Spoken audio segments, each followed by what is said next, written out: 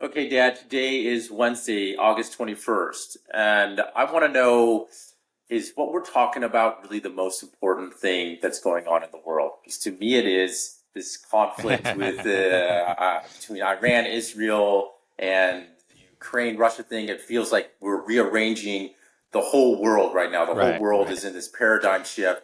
But Yeah, then when I turn on the news, it's kind of a side story what's happening. right. Everything is just focused on the elections and I'm wondering, like, am I spending my time devoted to the wrong thing? What's more No, no, important you're here? looking at you're focused on reality. When the history books are written a half a century from now, this is what they're going to be talking about. And Well, yeah, it's not going to be, there's not going to be a page in the history book about whether or not Donald Trump uh, used a racist word or the kind of things that people are obsessed about in the U.S. right now. No, we're seeing this is a whole new world that is being born before us. Right? There's the multipolar world. The end of American hegemony is something that we're witnessing, and that is a great historic shift. It's more than that. It's the end of Western hegemony, which has lasted for several centuries. I guess you could go back to, even the 16th century, or when Portugal and, Spain, these great seafaring nations established colonies around the world. That was the beginning of a Western hegemony. The West, in one form and another, first Portugal, then Spain, the Netherlands, Britain, and finally the U.S. ruled the world, and I think it's finally coming to an end. That's enormous. This is we're talking about the end of half a millennium of history. yeah, I We're guess already the seeing. thing. It's not just something that's we can see in the future. It's happening.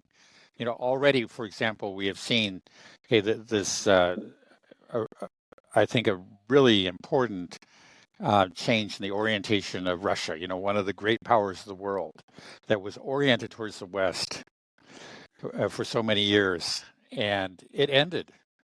Just a couple of years ago, really. There was a real attempt, under Putin to become integrated with the West, and this is part of a dream that goes back to Peter the First. I'm now in St. Petersburg right now, a city built by Peter the First, a man who was obsessed with the West and obsessed with making Russia a Western nation. And that ended. It really has ended in the last couple of years. This is huge, right? This is okay. This is matters so much more than anything that anybody said at the Democratic convention. I guess the thing is that people just think like, oh, there's wars that are always happening. There's always wars. So what's different about this one? Yeah. Why is this so important? Can you explain what it means though when you're talking about the Western end of hegemony? Why should people be paying attention? How does it affect their lives? Like Yeah. it's Well, okay. A lot of the wars that we've seen over the last couple of decades were really what could you say? Simply, sort of smackdowns, to use kind of a crude language. Uppity third world countries that were taught a lesson by the U.S. There was really the outcome of these wars was never really in serious doubt. I'm talking about the first Persian Gulf War, the Iraq War, Afghanistan.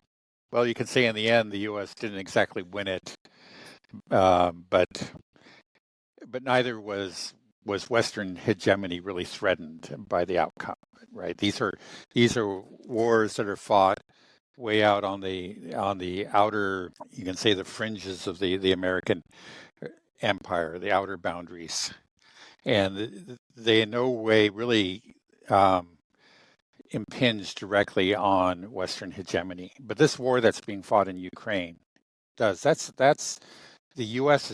has its prestige on the line there. The U.S. is fighting a major power, and is throwing everything that it has, at it, and not just the U.S. We're talking about all of NATO. Now, just the other day, I saw a statistic that NATO is responsible for approximately 75% of military spending worldwide, and NATO is sending everything it has to Ukraine to fight this war, and they're losing. Right? This is huge. Um, okay, we could smash up a third world country, or like Iraq or Libya, one of these unfortunate victims of America's wars. And maybe it didn't turn out, these wars don't turn out the way that we want, but we don't really suffer any consequences. But in this case, we're going to suffer the consequences. Everybody sees what's happening. The whole world is watching. The whole world watched the economic war that was waged against Russia, that was supposed to destroy Russia. They saw that Russia survived. And that fact, just the fact that Russia survived really changed the world already. And I think is in great part responsible for the rise of BRICS. Other countries looked at that and said, oh, American hegemony is over. There are alternatives. We don't have to be subject to the dollar system. We don't have to be subject to American hegemony. That's a huge change. And for, okay, Americans back home, well, we've been benefiting from American hegemony in a lot of ways, benefiting and also the benefit. In many cases, there are really no benefits to these wars, but the system overall, the dollar system, just the use of the dollar as the world's reserve currency, I believe, has been greatly to our benefit. It has allowed us to, just to print money left and right to solve, all of our various problems. When we fall short, and well, we just print more money. There's no other country in the world that can do that, but we can, because the dollar has been the world's reserve currency. But with the rise of BRICS, with the end of American hegemony, that will come to an end, and that the consequences will be real. We'll be forced to be just a normal country like any other country. So that's the economics, but then there's the politics. I think there's an American psychology of exceptionalism. We are the exceptional nation. That's something that every politician has to say, the greatest nation on earth, et cetera, et cetera. And if we lose this war, and we will, I think, in Iraq, in Ukraine, and certainly if we lose a war in the Middle East, that is going to drive home the fact that we are no longer the exceptional nation, and that's going to be a huge psychological blow. Again, I don't know what the consequences of that is going to be, but it's going to be real. It's going to have all kinds of consequences within American domestic politics, because it is a part of being an American. It's so much a part of, both parties try to kind of wrap themselves in this exceptionalist flag, you could say, but they won't be able to do that anymore. Yeah, you said that we are believe we're this exceptional nation, and we have all these benefits, having the dollar as a reserve currency, the only country that can just print money to solve our problems. But is this really that much of a benefit? Because it seems like it only accrues to certain special interests. I mean, the printing press seems to have led to American corruption and rot more than success. That's what leads to these forever wars. When we look at the day-to-day life, America's supposed to be the most powerful. We can print money, we can solve everything. Well, we can't solve homelessness, we can't solve housing problems. People can't afford to pay rent. We talk about it as such a great thing, but it doesn't seem to. It just seems to allow for corruption and politicians to rob the world and the U.S. citizens as well. I don't see the benefit that we've gotten from having this largest military in the world, other than just creating enemies, wasting money.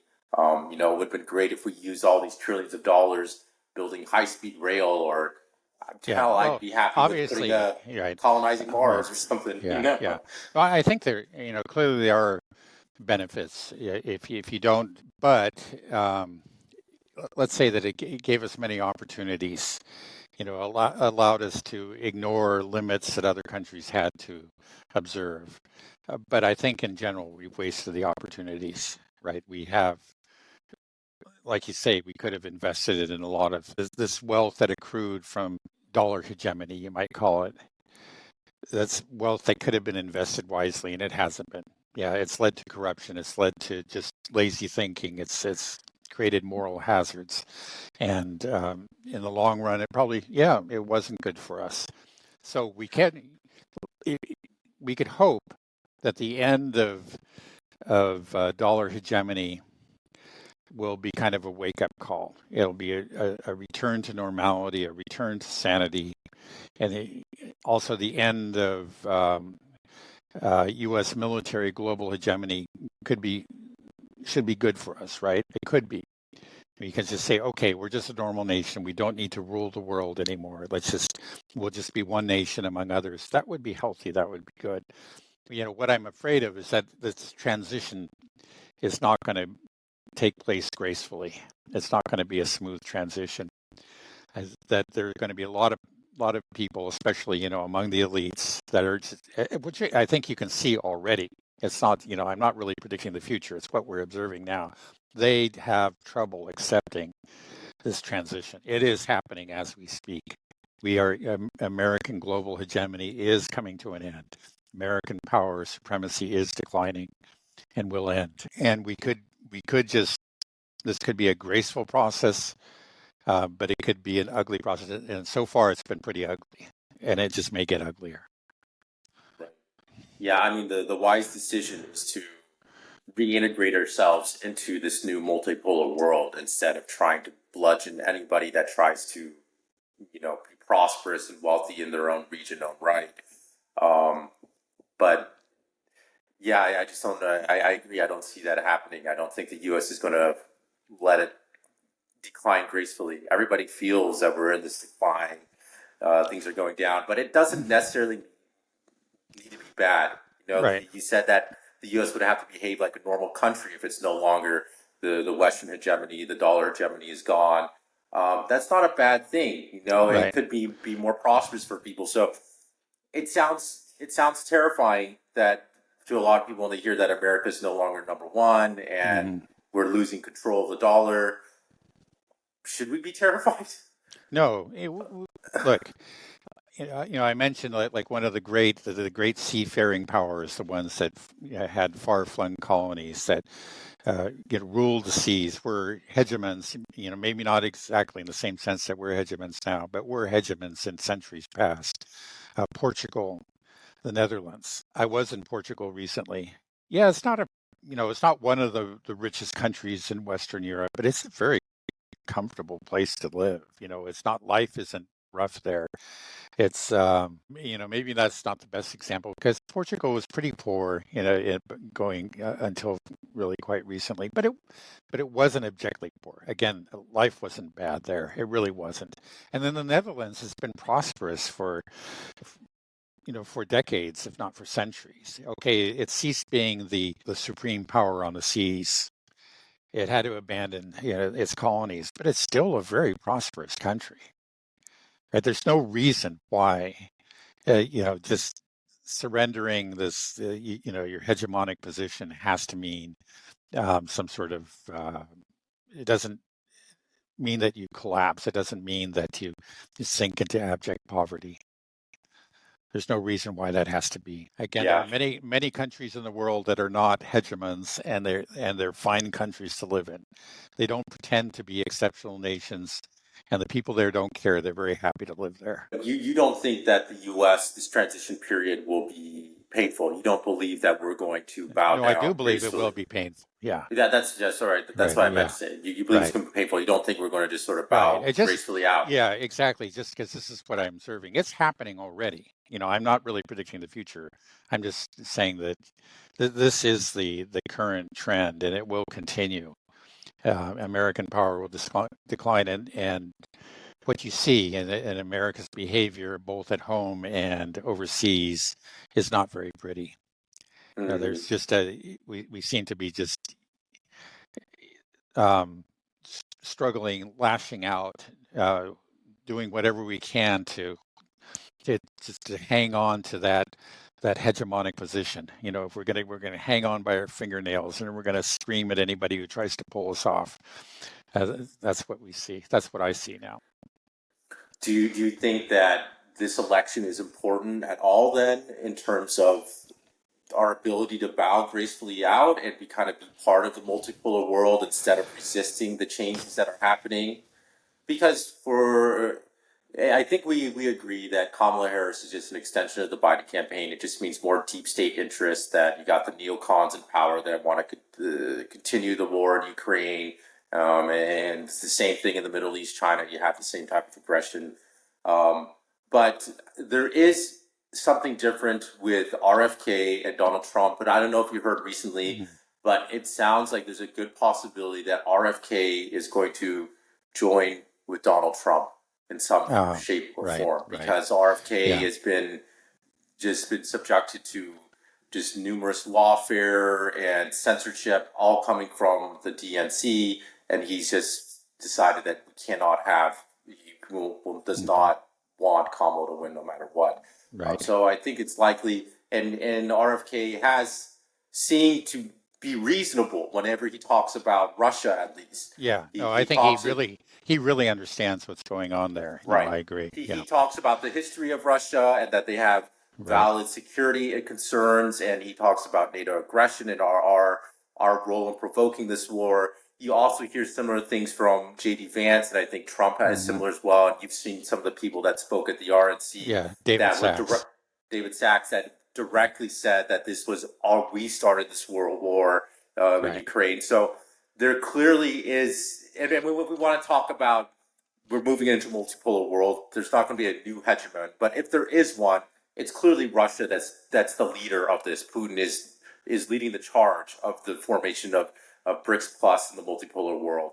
And it sounds like you have somebody like people like RFK, GD Vance, Trump that are willing to at least talk. The bar's so Hmm. low. That's the thing. Yeah. It's like we're Yeah. not asking Yeah. for much. Just at least talk to the guy and see how we can resolve things peacefully and how we can Mm-hmm. coexist and we be our Yeah. regional hegemon here and let China do its thing over in Asia and Russia do its thing in Central Asia. It's like, do you think that's a possibility? Is there? It's a possibility. Again, I'm rather pessimistic, just based on experience and cynical. But I have to admit there are people close to Trump that really do understand what's going on in Ukraine.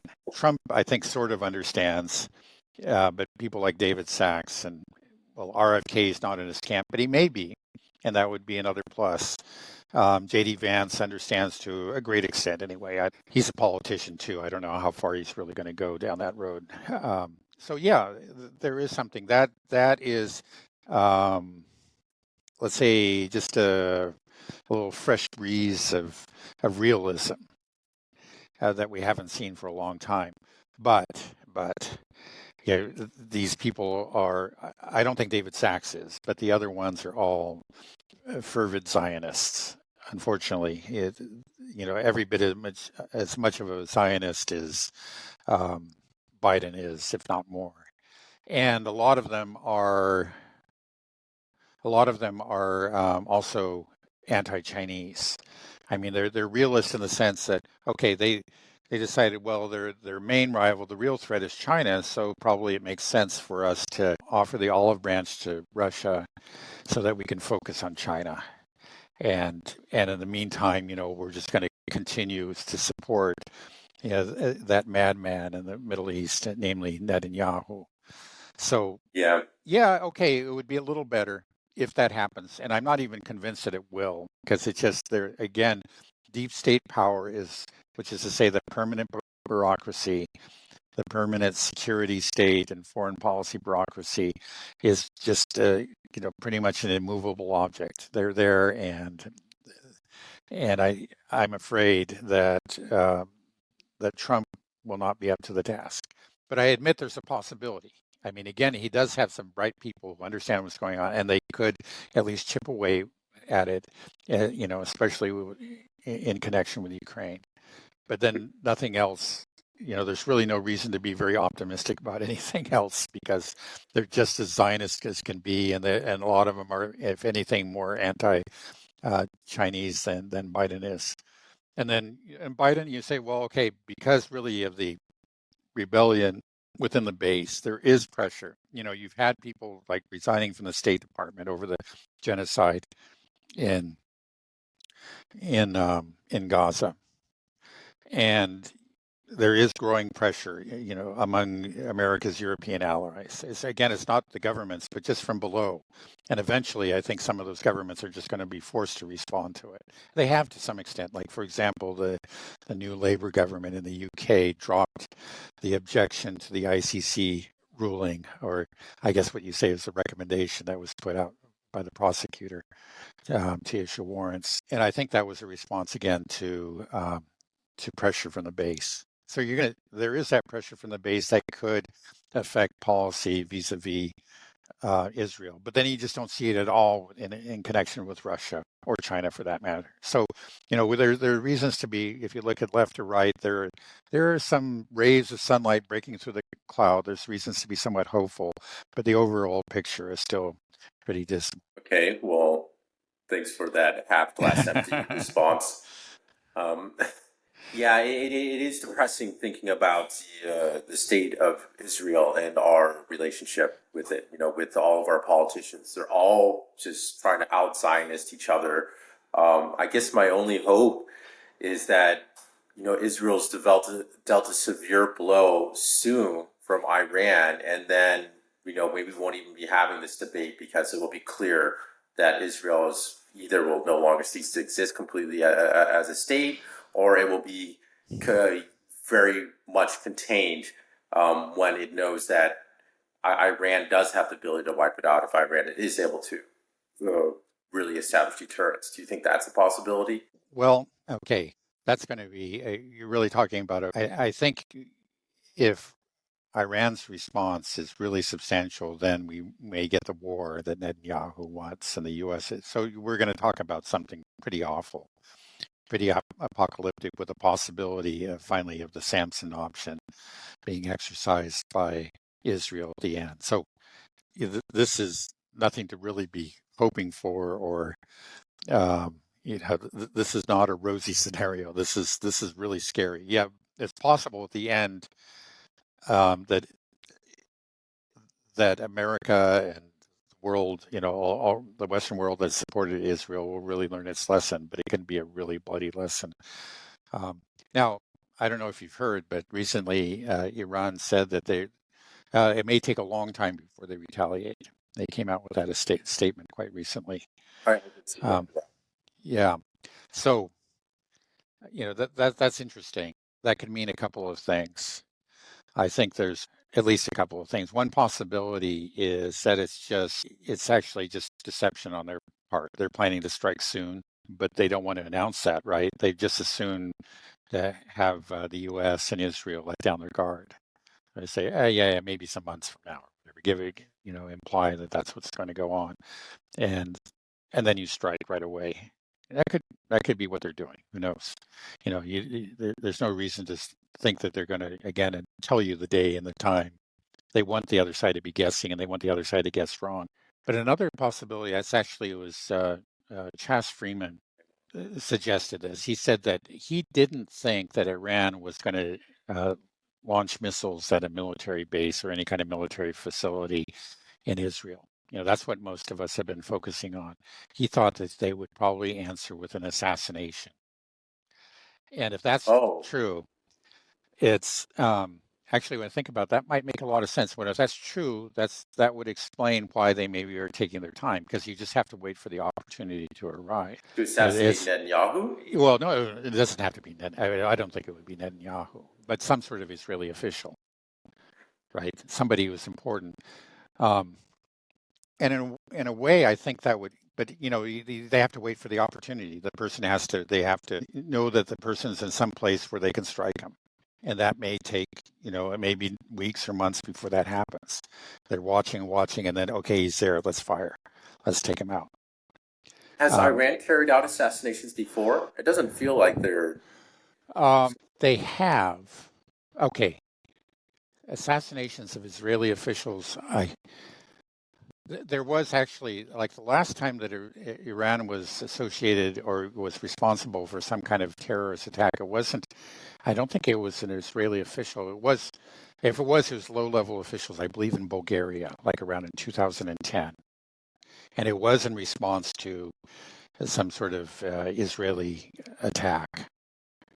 I think they took out they attacked a bus that was carrying these officials or these, maybe military officers. I can't remember exactly what it was. So they have done things similar, and they may have taken out, higher level officials in the past. Um, but it would make sense. Well, first of all, it would be a true tit for tat and say, okay, you assassinated this guy, we're going to assassinate one of your guys. And it would be hard for the Israelis to pretend that they'd just been attacked. Everybody would know, okay, yeah, you got one, you killed um, the Hamas official there in Tehran. They got one of yours. And the whole world would see that, and it would be hard for Israel to use this as a justification for launching an all-out war against Iran, because it would so obviously be a tit for tat. And then second, I think it would also, if they get a high-level official, it really would, they really would be carrying out deterrence. Because I don't think these people want to know that they're vulnerable. They're used to being invulnerable, and they say, "Well, hey, we're just used to taking out their guys. We do it all the time. Hey, they can take out Smotrich or Ben Gvir or something like this." It probably would make them think twice, right? I think it would be a deterrence. So it is a possibility, and it makes sense when you think about it. And but it probably will take more time because you just again have to wait for the opportunity to arise, for one of these people to be in a place where he's vulnerable. Okay, interesting. Yeah, I didn't ever even consider that. So you think that's actually a real possibility? I think it is. I think again, Chas Freeman's a very astute observer of the Middle East and of these kind of things. And when he first said it, I kind of dismissed it, but later when I thought about it, especially when Iran made a statement, say, hey, maybe sometime we're going to retaliate, but we'll do it in our own good time. And I thought maybe that's what they're thinking of. We'll see. The third possibility is that they are preparing for a real all-out war, and they know that it takes more time. And Yeah. the longer they wait, the more psychological damage they're inflicting on Right. Israel. Netanyahu's been hiding in a bunker now for 3 weeks almost, right? Like we haven't seen him. So how long is he going to stay under? They might be reveling in the fact that, okay, right. Yeah, we've talked about that. Actually, making Israel wait is also making them suffer, and suffer both psychologically and economically. And let's see, what was I going to say? Yeah, I lost my train of thought. Forgive me. Do you think there's an issue though if Iran waits too long? Like, how long is too long before? Yeah. Like, is there a problem, or why not? Well, I think that, there is some, obviously there's too long. It has to be obvious that it was a retaliation when it takes place, right?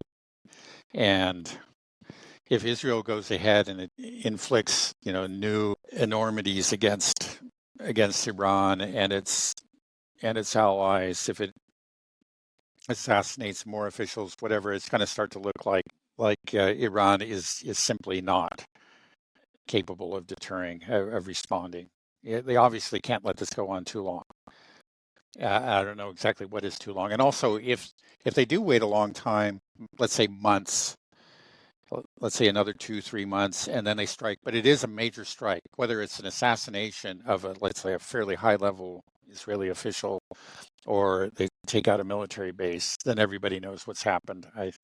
But if it's something rather minor after 3 months, it's not quite like that. It's a minor official, or it's just a radar station or something like that, then I think people will say, well, that really wasn't anything.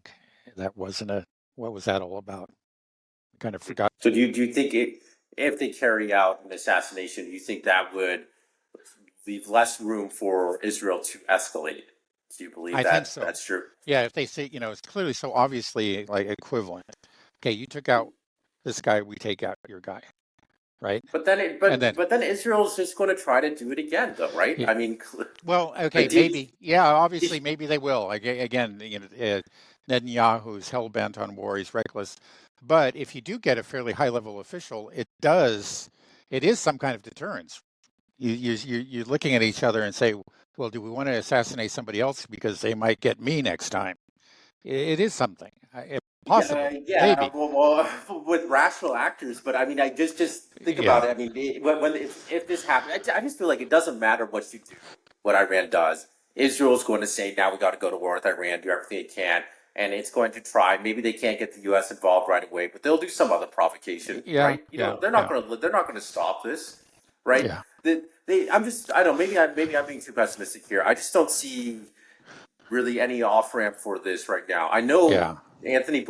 Tony Blinken's over there right now, Oh, trying to do whatever he can to get a ceasefire, and I oh, that's hear a bunch all of these BS. talks. Right, right. That's Right, right. nothing. Yeah, So, can you it's explain why you think it's total BS then? right. Well, first of all, Hamas isn't even there, so I don't know what kind of negotiations are taking place when the other negotiating party isn't there. Mainly because you just assassinated the chief negotiator. This is just a joke. And then it's just that Netanyahu has made it clear again and again that he really has no intention. He's gone out and said it, right? There's not going to be a Palestinian state. Didn't the Israeli Knesset recently pass a law actually criminalizing the whole notion of a Palestinian state? And then, um, yeah, it just seems like every other day, Netanyahu is saying something Well, basically that he has no interest in it. He's going to destroy Hamas, and he's not going to be in any way um, in any way just he's not going to deviate from that goal. He's fixated on that goal, and um, more than that, um, I'm sorry. Let's see. Well, what was it just that he said the other day? Oh, yeah, it's essentially that, okay, we could have a ceasefire, but one of the conditions is that we can always go back in. And that's just obviously is completely unacceptable to Hamas because, yeah, you have a ceasefire temporarily. Hamas gives up the hostages, you get a prisoner exchange, and then Hamas has no bargaining chips. It's all over, and then Israel can go back in and pummel them and then complete the genocide. I mean, right. these are the things he's saying. So it's just there's obviously it's clear that he's not interested. Eventually, sometimes he plays along, but then what I've heard that recently he's just added after making some sort of seeming to agree to some offer that just might be acceptable to Hamas or got close to it. Then he had piled on a number of new conditions and just reversed and ended up changing the offer entirely. And there's just no reason. The guy is not serious. He has no intention of actually achieving any real ceasefire with Hamas. And anybody who pays attention to what he's saying knows that. And so this whole thing is a charade.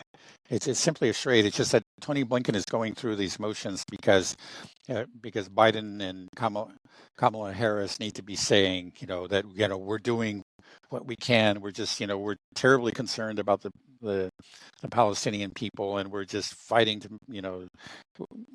make the ceasefire happen.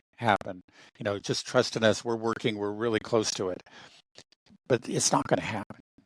And I think anybody knows. Again, is somebody serious about a ceasefire? Does he assassinate the chief negotiator on the other side? That should just have been the end of it. If you had any illusions, that should have been the end of it. Just forget it. It's not happening. So the only way to deal with a person like that is to know that you have no intention. Just like actually Zelensky, I think in Ukraine, has never had any intentions of really negotiating a peace. Well, just accept the reality. Now, the U.S. can't do anything. Well, actually, could do something about both these people, about both, because to a great extent, Zelensky is dependent on the U.S. and Netanyahu is entirely dependent on the U.S. We could just lay down the law, but we don't. So we just prefer. So we go out and make these statements, right? That we've got your back. Our guarantees, our support of Israel is ironclad. And the Israelis hear that, Netanyahu hears that, and say, "Yeah, right. I know that. You're going to do whatever I want you to do. So why do I need to make compromises? Maybe sometimes I'll play along with it just to make you happy, but I'm not. I have no intention of doing this, and you know it too." Yeah, you said Iran wants to avoid a larger regional war, right? I mean, it's just kind of gotten itself back on its feet and is Yeah, establishing itself as a big regional player and being part of BRICS and overcame these sanctions.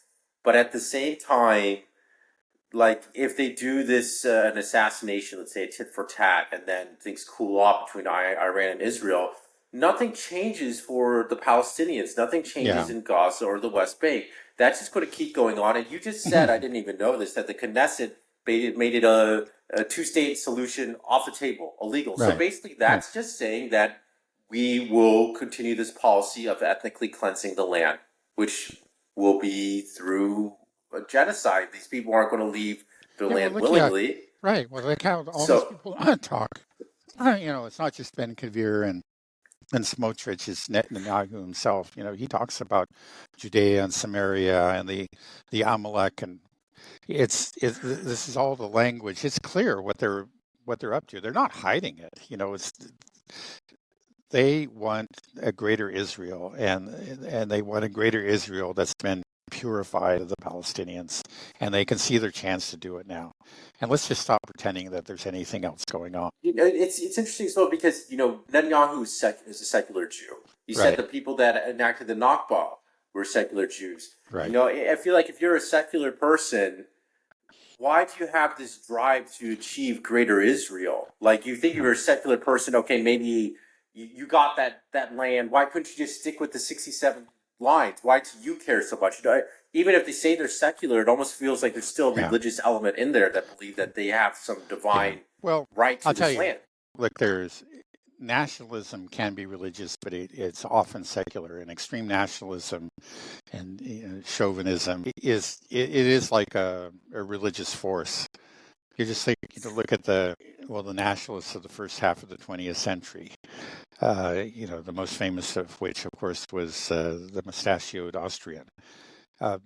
He was secular, wasn't he? Netanyahu was secular. It doesn't. There's nothing to prevent. Being secular doesn't mean that you're necessarily calm and that you just accept limits and compromises. You can be an extreme nationalist. Netanyahu, that's what he is, and he's an extreme nationalist. I don't think he wants to be remembered as the man who conquered these territories and solve the Palestinian problem. That's where he sees his place in history. He doesn't have to have a particular religious vision to think that way. Right. Well, you're saying like, we can't hope for war, and war, obviously, I don't want war. War is a horrible thing, but I just don't, if you're dealing with that mentality, it doesn't Yeah, seem like there's any solution, right? yeah. It's Well, just they may like, not. do we Yeah, I think sit by? the Iranians are trying to avoid it, but they may not be able to. Um, one thing though they probably understand is that again, that time is on their side.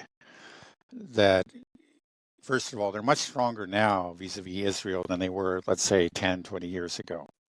And I think that they see this they shift. They see that again. We were talking at the beginning of this program about this new world that is emerging before us, right? The new multipolar world and the end of U.S. hegemony. Well, they see that too.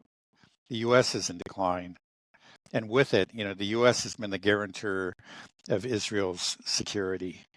And as the U.S. declines, Israel becomes more vulnerable. And I think actually Netanyahu understands this himself, and that being one of the reasons. It's probably personal career. He knows he's coming to the end of his career. He wants to achieve this greater Israel before he steps off the stage. But also, I think he sees that the U.S. is declining, and these other powers are rising, right? Russia and China and Iran. And yeah, the balance at one time, the balance was very much in his favor, and it's just not so much so anymore. And then in 5 years, things are going to look even worse for him and for Israel. Iran understands this. Now, yeah, they may not be able to wait that long. They may have to engage in a war sooner than they want. Again, it's just that Israel is just so reckless, and Netanyahu is obviously just driven to have a war, and he may get his war. He may get it very soon. It may be months, it may be a year or two. Who knows? But I think he's working hard, and it seems to me like he sees this as his time. It's just after those 58 ovations in the Congress, while Biden is still in the office. He probably has some questions about Kamala Harris. I don't think she's going to be a problem for him, but he knows that he can handle Biden. And he knows that Biden, especially this time, Biden, or I should say Kamala Harris, is vulnerable because she can't cross him before the election. That could give Trump a lot of ammunition. Again, he understands how U.S. politics works. He's got a lot of his assets there in the U.S. Like he starts this war, and the U.S. hesitates to support him. You know the screaming and howling that will take place, and the mega donors are gonna be real angry and stop. Maybe the flow of money to Kamala Harris will stop.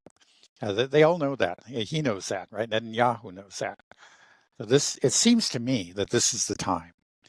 But who knows? He might not be able to pull it off now. The Iranians seem to be reluctant to help him out at this point, but they may just, again, they may retaliate sooner rather than later, and we may have our war. Yeah, it's just such a crazy situation that we're in with Israel that the U.S. has the leash on Israel, but we won't pull it. We won't rein them in. And Well, it's kind of like Israel has a leash on us too. I mean, again, it's just like yeah, I guess the so. donors and the media assets and so on and so forth, which is a crazy situation. I don't think it's ever existed before in history, but that's what we're looking at. Okay, well, Dad, maybe we can stop here, end it a little bit earlier, Right, it's good. unless there's any updates you want to give from the Russia side, and we can save that for Yeah, we could Friday. save it. It's kind of late here in St. Petersburg, and your mother and sister, I think, went. Okay, yeah, I Let's. can only get so depressed, so Yeah, we'll sorry about stop that, but here. Okay, all right, sounds good. All right, have a good day or good night. okay. All right, bye bye. Bye.